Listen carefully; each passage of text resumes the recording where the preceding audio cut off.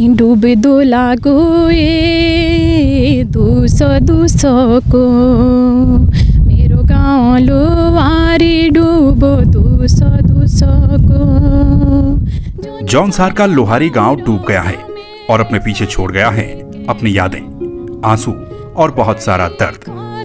दो जो में ना को लोवारी ब्यासी आई कंपनी का मोरा खड़े मोकालाई डूब छे तेरे मुँह जो लागो गाँव लोहारी आई। लोहारी गांव को पानी में समाता हुआ देखकर 2004 में पुरानी टिहरी के झील में समाने का जख्म भी ताजा हो गया।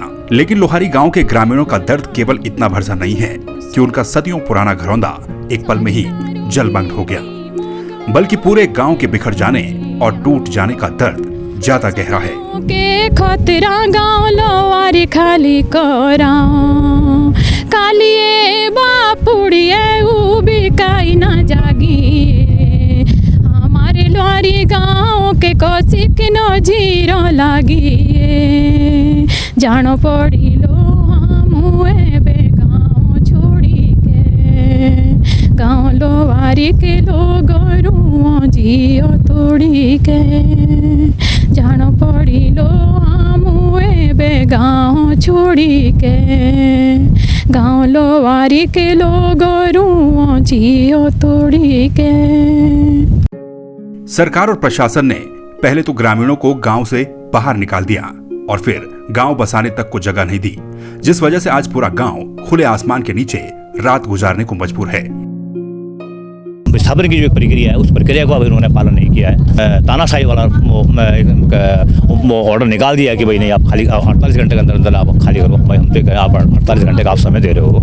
अरे यदि किसी क्या कहते हैं किसी किराएदार भी होता है उसको भी तो 1 महीने का समय दिया जाता है कि भाई आप खाली कर दो। कुछ नहीं है। अभी मैं वही बात कर रहा था, अभी जो है ना यहाँ तक कि जो है ना पानी के एक टैंकर है, उस टैंकर के लिए भी हमने जब 4 बार कल भी मैंने टेलीफोन किया, अभी भी मैंने टेलीफोन किया यहाँ से जाके, तो आप कह रहे हैं कि नहीं तो ठीक है हम टैंकर वहाँ पानी का टैंकर भेजने करके। वहाँ कोई शौचालय की कोई व्यवस्था नहीं है। एक स्कूल का शौचालय है वहाँ पे। अब इतने लोग हैं यहाँ पे, कहाँ जाएंगे शौचालय भेजा। इसको डुबोने से पहले हमारा विस्थापन करना चाहिए था, जो एक तरीका था। आनंद फानन में हमारे यहाँ गाँव खाली कराने का एक 48 घंटे का चस्पा जो है नोटिस किया है। एकदम से जो है फिर सामान सब कुछ दिया है। कहाँ उठाया जाता है, आधा सामान हमने उठाया, आधा नहीं निकाल पाए और सब कुछ यहीं छूट गया है।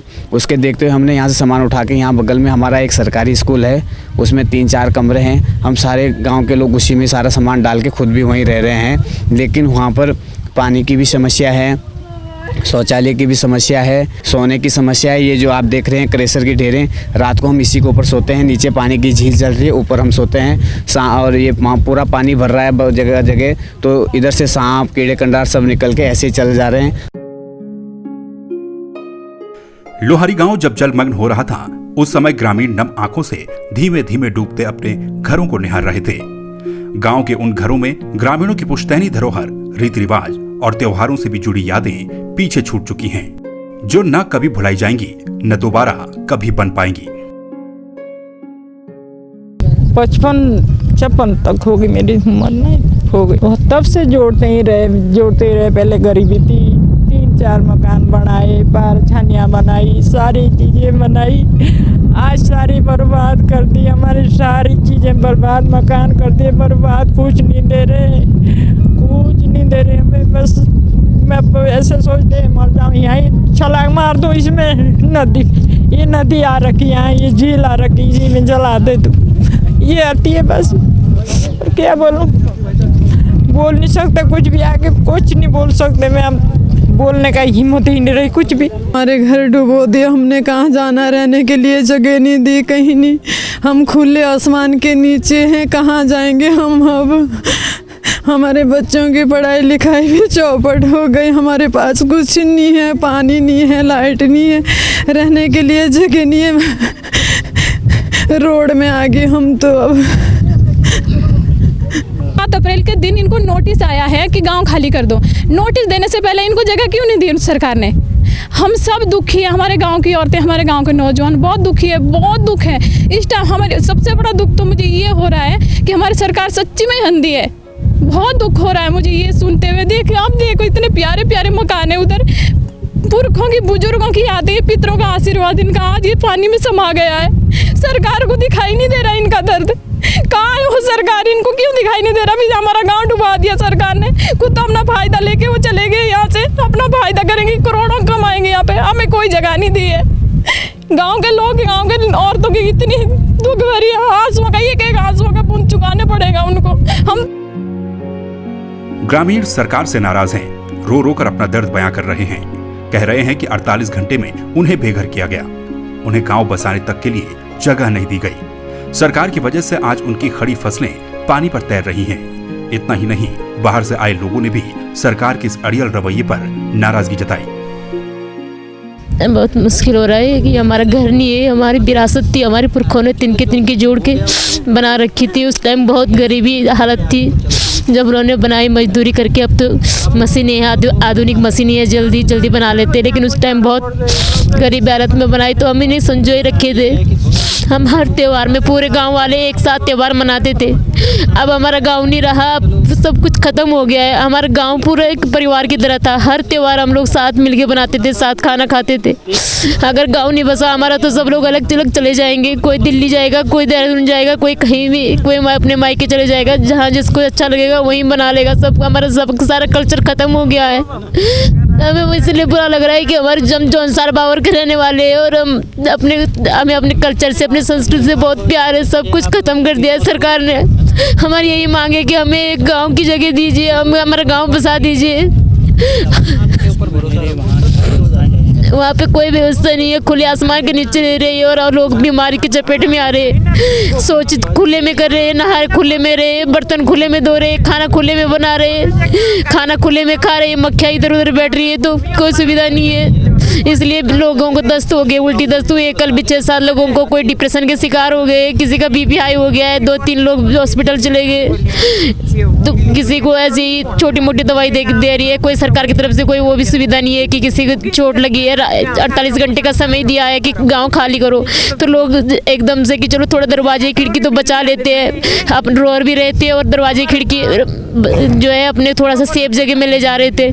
तो किसी के कील लगी, किसी के हाथ पैर कटे, चोट भी लगी। रात 24 घंटे में कहाँ करना था खाली। और जो फसल थी आधी गेहूँ के काट पाई, आधी सब जो नदी में समा गई है।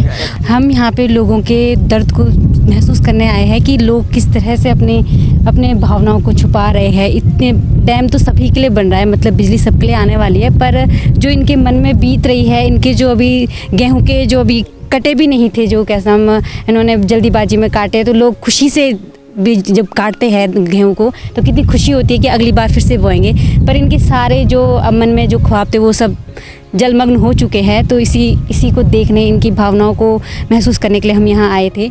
देख रहे थे कि किस तरह से हमने टिहरी के टाइम में हम थे नहीं, पर इस टाइम जो लोहारी में हो रहा है वो हम अपनी आँखों से देख रहे हैं। तो बस इसे ही महसूस करने के लिए यहाँ आए थे।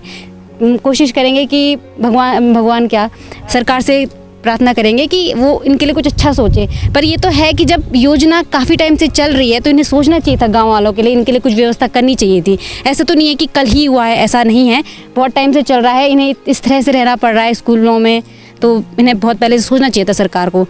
सिर्फ वादे ही करने बड़ी बात नहीं होती है। जिस तरह से ये सरकार विकास कर रही है हमारे इसमें गांव में, वो पीछे नहीं सोच रही कि पीछे क्या हाल होंगे। अभी मैंने वहाँ पे जा रहे थे इस गांव के जो लोग थे, मैंने उनसे पूछा कि क्या हो रहा है, कि आपके लिए कहीं रहने के लिए कुछ जगह छोड़िए, तो वो मना कर रहे कि हमारे लिए कोई वो नहीं है, सरकार की ओर से कोई नहीं है। जब इलेक्शन होते हैं फिर वो बड़े बड़े दावा कर लेते हैं कि हाँ तुम्हारे गाँव में ये करेंगे वो करेंगे। अभी रोड भी इतनी ख़राब है कि हम ढंग से आ भी नहीं पा रहे थे, रुक के आए पूरे गाँव के लिए। उन्होंने मतलब जब ये डैम बन रहा होगा उन्होंने पीछे सोचा नहीं होगा कि किस तरह से गाँव डूब जाएगा। प्यासी जल विद्युत परियोजना का काम 1972 से प्रारंभ हुआ था। 1998 में परियोजना का काम रोक दिया गया।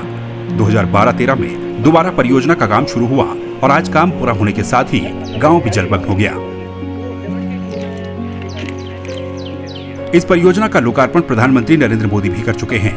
आज परियोजना के शुरू होने के बाद विकास का पहिया भले ही आगे बढ़ रहा हो, लेकिन प्रभावित लोगों को संतुष्ट न कर पाना भी सरकार की नाकामयाबी है। बहरहाल ग्रामीणों की मांगे बस इतनी सी हैं कि सरकार उन्हें गांव बसाने के लिए कहीं और जगह दे दे। और सबसे मेन कारण है कि हम लोग किसान हैं, खेती से ही हमारा जो है जीवन यापन होता था। तो हमारी सरकार से यही वो थी कि हमें बस ज़मीन दी जाए, क्योंकि इसी से हमारे अदरक वगैरह जो थे खेती बाड़ी करके जीवन यापन करते थे, तो खेती ख़त्म हो गए। अब लोग कहाँ रही, हम क्या खाएं, कुछ समझ में नहीं आ रहा है। संवाद 365 के लिए कैमरामैन राकेश कड़िया के साथ राहुल चौहान की रिपोर्ट।